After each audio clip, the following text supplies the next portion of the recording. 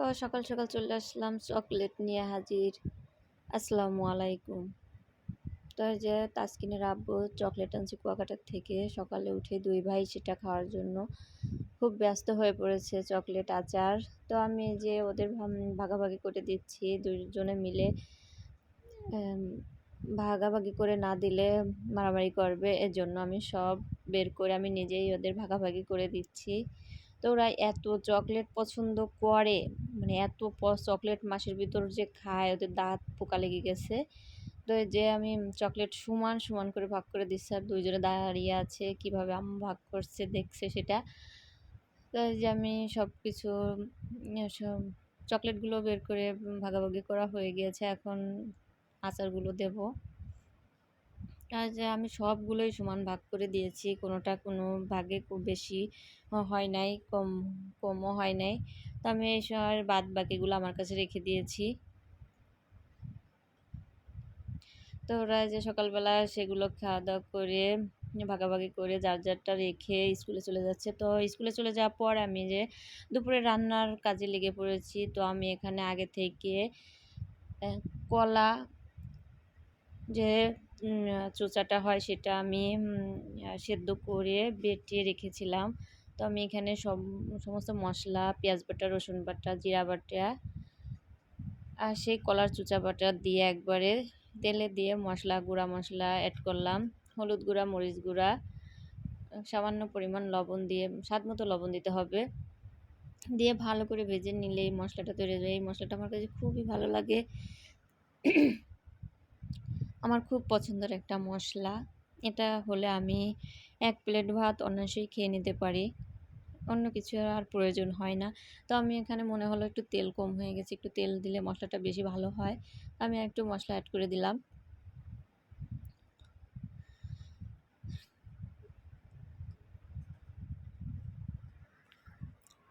আমার এই যে ভাজি করাটা হয়ে গেছে। আসলে আগে থেকে সব কিছু রেডি থাকলে রান্নাটা খুবই তাড়াতাড়ি হয়ে যায়। তো আমরা ভিডিওটা করতে পারছিলাম না। দেখুন ভিডিওতে তো বোঝা যাচ্ছে যে ভিডিওটা অন্ধকার অন্ধকার আসতেছে, মানে রোদ্রের এত তাপ যে মানে আমার এখানে জানালা দিয়ে রোদ্দুরের আসতেছে, এই জন্য ক্যামেরাটা থেকে এরকমের একটা কুয়াশা কুয়াশা ভাব আসতেছে। তো আমি ওটা ভাজি করা হয়ে গেছে। এখানে আমি কি মাছ বলে এটাকে, ফলিয়া মাছ নাকি এটা, এই মাছটা আমি রান্না করব ধুন্দল দিয়ে। তো আমি এখানে সব বাটা মশলাগুলো অ্যাড করলাম, পেঁয়াজ, রসুন, আদা, যে কিছু কাঁচামরিচ ফালি করা, জিরা বাটা দিয়ে ভালো করে কষিয়ে নিব কাঁচা গন্ধটা চলে যাওয়ার জন্য। তারপর এই যে আমার ফুলিয়া মাছটা এটা আমি রান্না করব। তো আমার এখানে যে কষিয়ে নেওয়া মশলাটা যত কষানো যাবে তত মানে রান্নাটা তত স্বাদ হবে। মূলত এই মশলাটা কষানোর উপর নির্ভর করে আপনার রান্না করার মূল টেস্টটা। তো এই যে আমি স্বাদ মতো লবণ, হলুদ, সামান্য পরিমাণ একটু মরিচ অ্যাড করলাম গুঁড়া, যাতে করে একটু কালারটা আসে। মানে একটু কালার আসলে আমার কাছে খুব ভালো লাগে। তো আমি একটু যে পানি দিয়ে কষিয়ে নেব। এই যে তেল কষানো হয়ে গেছে, তেল ছেড়ে দিয়েছে। এখন আমি আবার একটু পানি দিয়ে দেব।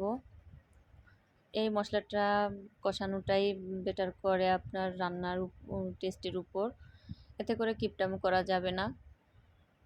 তো ভালো করে যে আমি কষিয়ে নিলাম। এখন আমি এই যে মাছটা দিয়ে দেবো। আমি মাছটা ভেজে নেব না, আসলে আমাদের বাড়িতে কেউ ভাজা মাছটা খায় না। তো আমি এইভাবে কাঁচা মাছ মানে কষিয়ে এইভাবেই রান্না করি আমরা।